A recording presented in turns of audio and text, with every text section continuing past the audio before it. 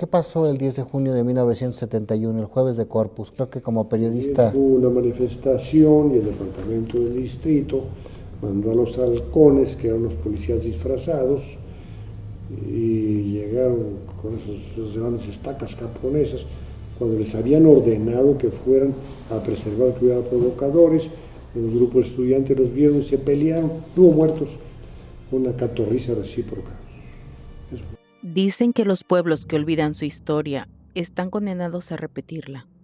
Y en México, esas heridas siguen sangrando.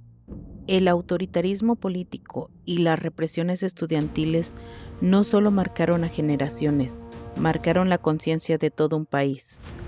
Hoy te contaré una de las páginas más oscuras de nuestra historia reciente. El Halconazo, la masacre olvidada del 10 de junio de 1971. Era un jueves cualquiera, día de Corpus Christi. Las calles de la Ciudad de México se llenaron de jóvenes, de pancartas, de sueños. Soñaban con un país más justo, con libertad, con democracia. Pero ese día, lo que comenzó como una marcha pacífica, terminó en una lluvia de balas, sangre y silencio. México volvió a vivir una de sus peores pesadillas. La masacre del jueves de Corpus, conocida como el Halconazo, fue un acto brutal de represión del Estado mexicano contra una manifestación estudiantil. El ataque se concentró en el cruce de Calzada México-Tacuba y Avenida de los Maestros, cerca de la Escuela Normal de Maestros. Las cifras oficiales hablaron de 30 muertos, pero los testimonios, las investigaciones independientes y las crónicas periodísticas hablan de más de 120 víctimas.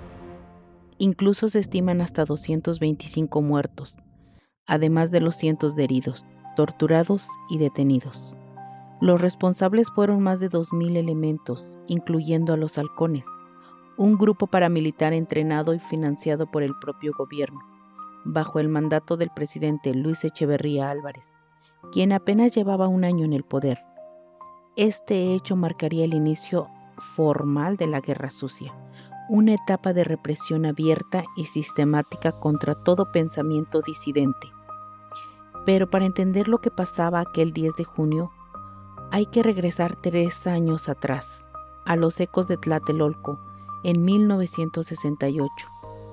En 1968, el ejército mexicano disparó contra miles de estudiantes en la Plaza de las Tres Culturas. Aquel acto desmanteló el movimiento estudiantil, pero no sus ideales. En 1971, una nueva generación retomó la lucha. Jóvenes que no querían repetir el silencio y que se organizaron bajo el Comité Coordinador de Comité de Lucha.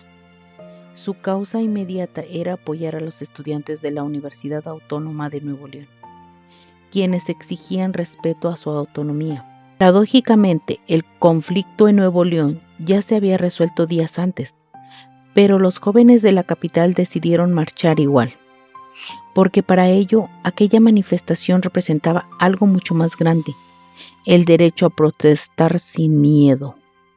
Además, tenían sus propias demandas.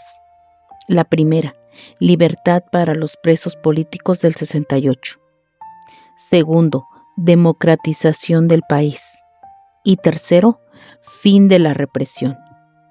El presidente Luis Echeverría hablaba de una supuesta apertura democrática, pero esa promesa sería una trampa mortal. Mientras el gobierno fingía diálogo, en realidad preparaba una emboscada. ¿Quién estaba detrás del grupo paramilitar? Los documentos y testimonios apuntan a la Dirección Federal de Seguridad y al Departamento del Distrito Federal, encabezado por Alfonso Martínez Domínguez. Los halcones eran la mano oscura del Estado, jóvenes de entre 18 y 25 años, reclutados en barrios populares, pandillas y clubes deportivos, entrenados en artes marciales, tácticas militares y adoctrinados en el odio hacia el movimiento estudiantil. Se decía que cobraban 50 pesos diarios del erario público y que incluso se les prometía empleos en el recién inaugurado metro de la Ciudad de México para ocultar su verdadera identidad. El coronel Manuel Díaz Escobar era su líder operativo, pero detrás estaba una figura siniestra, Miguel Nazar Haro, el policía político de Echeverría, conocido por dirigir torturas y desapariciones. Él mismo torturó al fotógrafo Lenin Salgado, intentando arrebatarle las pruebas gráficas de la masacre. El 10 de junio de 1971, a las 5 de la tarde, miles de estudiantes avanzaban por Calzada México-Tacuba. La represión ya estaba planeada como una ratonera. Primero los granaderos dejaron pasar a los jóvenes, luego los vehículos grises se detuvieron y de ellos descendieron los halcones. Camisetas blancas, cabezas rapadas, armados con palos de kendo, varas de bambú y minutos después rifles M1 y armas automáticas de uso militar. La policía se retiró y el ejército observaba desde lejos y los halcones comenzaron a disparar. Durante casi 5 horas, el horror se extendió por Tacuba, Tlacopan, Santa María la Ribera y Tacubaya. Incluso entraron al hospital Rubén Leñero y a la Escuela Normal de Maestros, donde remataron a los heridos y desaparecieron cuerpos para borrar la evidencia. Las imágenes captadas por valientes fotógrafos dieron la vuelta al país. La indignación creció. El gobierno trató de negarlo todo. El regente Alfonso Martínez Domínguez fue obligado a renunciar, pero el cinismo fue mayor. Declaraciones fueron: el Departamento del Distrito Federal y el Gobierno de la República no tienen ningún cuerpo de ese tipo. No existen los halcones. Esa fue la declaración oficial. Pero ya nadie les creía. El pueblo sabía que aquello no fue un error, fue un crimen de Estado. La masacre dejó una huella imborrable. Muchos jóvenes desilusionados dejaron el activismo pacífico y se unieron a grupos armados como la Liga Comunista 23 de septiembre. La violencia del Estado había transformado la esperanza en rabia. Años después, en los 2000, la Fiscalía Especial para Movimientos Sociales y Políticos del pasado reabrió el caso. Se acusó formalmente al expresidente Luis Echeverría Álvarez de genocidio. Documentos desclasificados de la DFS y claves de la Embajada de Estados Unidos confirmaron su conocimiento y participación directa. En el 2006 fue declarado bajo formal prisión, pero en el 2009 fue exonerado. El delito de homicidio había prescrito y el de genocidio, según los jueces, no pudo probarse de manera concluyente. La impunidad fue la sentencia final del halconazo. Hoy, más de 50 años después, las heridas siguen abiertas. Cada 10 de junio, sobrevivientes, familiares y estudiantes marchan en memoria de los caídos. Muchos de ellos eran apenas adolescentes, soñadores que solo querían un México libre.